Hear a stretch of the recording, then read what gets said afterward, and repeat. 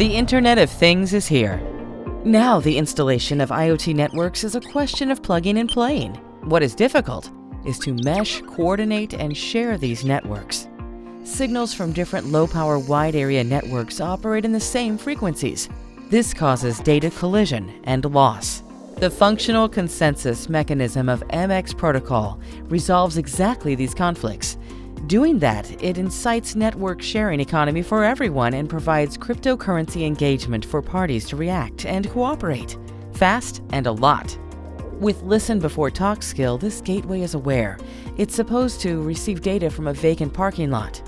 The expected data, though, is stuck at the busy network channel. Now, with MX protocol, the gateway is able to ask its neighbor device for a short transmission delay so that the rushing data could pass through. Right from a hardware source, MX protocol is guiding device data through any blockchain and beyond to its application. With that, data authorization and security is possible. This enables for smart products to deploy live data streams right from the verified sources. And for verified sources, be it a sensor or an end device, to profit from data production. Connect, share, exchange. MXC, the future of IoT.